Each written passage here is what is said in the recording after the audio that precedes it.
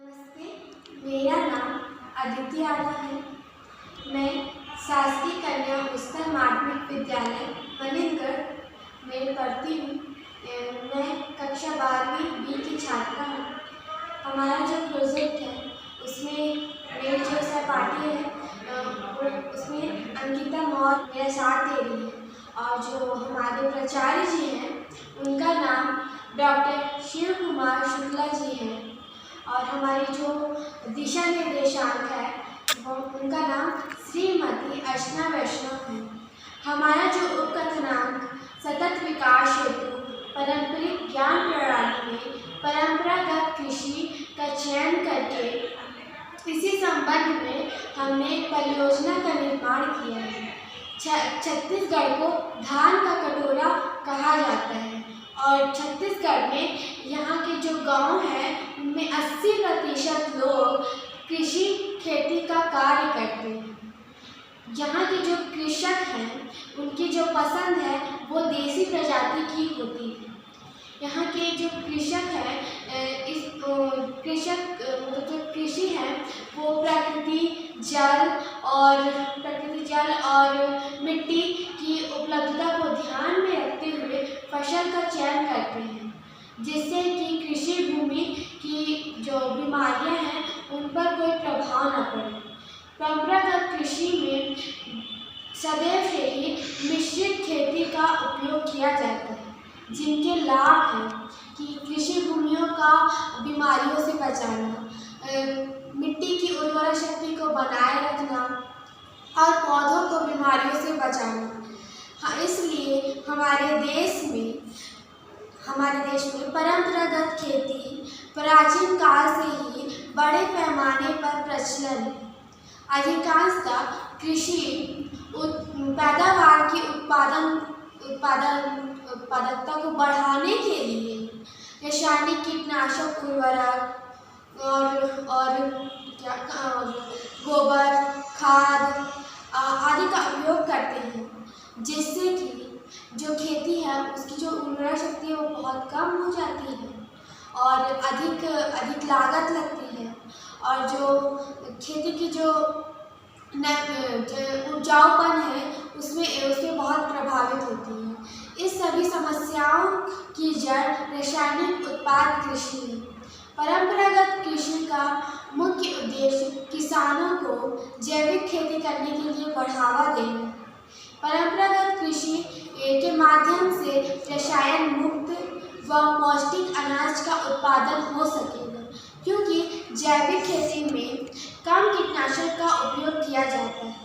परंपरागत खेती प्रकृति पर निर्भर करती है, जिससे कि देशी बीज और गोबर खाद और कृषि यंत्रों जैसे कि हल, बैल, फावड़ा, खुरपी आदि का उपयोग किया जाता है। वर्तमान में असिंचित क्षेत्रों में अधिकांशतः परंपरागत खेती का ही उपयोग किया जाता है। अब परंपरागत खेती भारत में हरित क्रांति से पूर्व की जाने वाली खेती है। भारत में अभी भी कई क्षेत्रों में परंपरागत खेती की जाती है। परंपरागत कृषि पद्धतियों में कुछ अवशेष विद्यमान हैं जिन्हें पुनर्जीवित, संशोधित व संवर्धित करके इनके जो आधार है उनको सशक्त किया जा सकता है। यह वास्तव में स्थानीय कृषि, टिकाऊ खेती और इनकी जो संभावनाएं हैं वो छुपी हुई होती है। परंपरागत खेती के जो उद्देश्य है वो है कि संशोधित रसायनों का न्यूनतम प्रयोग करना और कार्बनिक खाद का अधिकाधिक उपयोग करना, रासायनिक कीटों के बजाय जैविक पद्धतियों से कीटों पर नियंत्रण करना और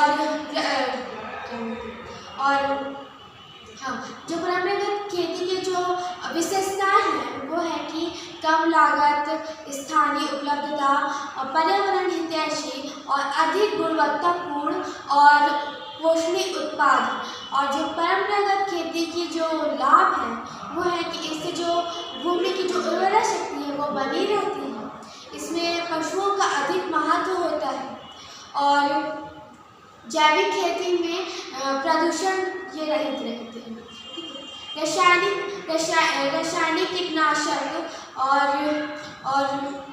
कीटनाशक और इनमें जो है ना वो बहुत ही कम पैमाने में इनके जो उद्देश्य है काम में आते हैं। इनका जो बहुत बड़ा पैमाना है वह विभिन्न जल स्रोतों में पहुंच जाता है, जिससे कि जो भूजल है वो प्रदूषित हो जाता है, जिसके कारण प्रदूषित पानी का सेवन करने से स्थानीय निवासी और पालतू पशु के स्वास्थ्य होता है वो बुरा हो जाता है, उनके स्वास्थ्य में बहुत असर पड़ता है। नदी और अनेक जल स्रोतों में बहुत बुरा असर पड़ता है, जिससे कि जो मछली होती है उनको भी भुगतान उठाना पड़ता है। एक खाद को बनाए रखने के लिए दूसरे खाद की भी हानि हो जाती है। जो कम या लघु कृषि होते हैं उनकी जो आय होती है वो बहुत कम होती है, जिससे कि वो उनकी जो खरीद शक्ति होती है वो बहुत कम होती है, जिनके लिए वो जो अच्छी दवाई होती है या फिर बहुत महंगे जो आते हैं उनकी दवाई तो वो खरीद नहीं पाती हैं। तो वो जो किसान होते हैं तो वो नीम की पत्तियाँ या फिर कंपोस्ट या फिर वर्मी कंपोस्ट ये सब का प्रयोग करके जो फसल होती है फसल की कटाई के बाद ये इनके जो अवशेष होते हैं वो खेत में दबाकर भूमि की उपजाऊपन को बढ़ा देते हैं। और हमने हमारे स्कूल में प्रयोगशाला में हमने खेत की मिट्टी को लाकर प्रयोगशाला में परीक्षण किया, तो हमें ये पता चला कि जो मिट्टी होती है उसमें हम जो रासायनिक मिलाते हैं अधिक रासायनिक मिला देते हैं, जिससे कि उसकी जो मिट्टी का pH मात्रा है वो बहुत कम हो जाता है और मिट्टी का pH मान कम हो जाने की वजह से उसकी जो अम्लता होती है वो बढ़ जाती है। तो अंत में मुझे यही कहना है कि जो कृषि भूमि को हमें धीरे धीरे रासायनिक जो लत होती है उससे मुक्त करके भारत में